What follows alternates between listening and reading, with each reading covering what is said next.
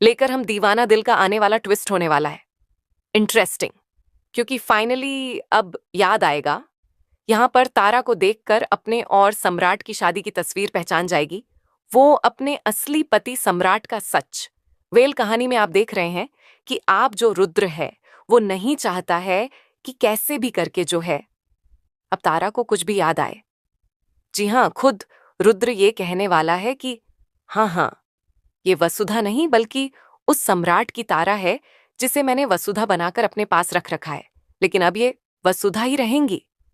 मैं इसे कभी तारा बनने नहीं दूंगा और ना ही मैं इसे सम्राट के पास वापस जाने दूंगा, क्योंकि अब मैं अपनी वसुधा को तो खो चुका हूं, लेकिन उसी की तरह दिखने वाली इस तारा को मैं उस सम्राट के पास कभी जाने नहीं दूंगा। और ना ही मैं इसे कभी याद दिलवाने दूंगा कि आखिर कौन है, जहां ये सारी बातें रुद्र चीख चीख कर अपनी मां के साथ करेगा।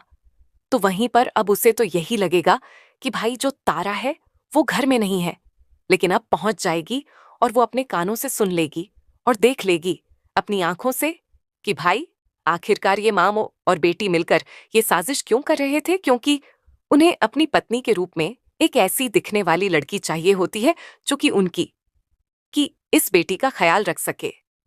यानी कि अब फाइनली जो सम्राट है उसके पास जाएगी। यहां पर अब तारा और कहेंगी, मुझे सब कुछ याद आ चुका है, मैंने हमारी शादी की तस्वीर देख ली है और ये तस्वीर देखते ही मैं सब कुछ याद कर लेती हूं। और फिर जब मैं रुद्र की बातें सुनती हूं तो मुझे विश्वास हो जाता है कि तुम भी मेरे पति, मेरे सम्राट हो।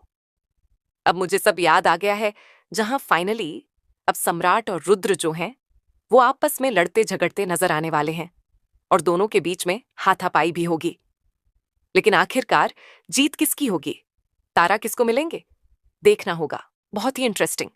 फिलहाल दोस्तों, आप कितने एक्साइटेड देखने के लिए आने वाले एक ट्विस्ट हमें कमेंट के लिए शेयर करें। क्या आप चाहते हैं कि रुद्र से जी चाहे सम्राट? तो हमें कमेंट करें।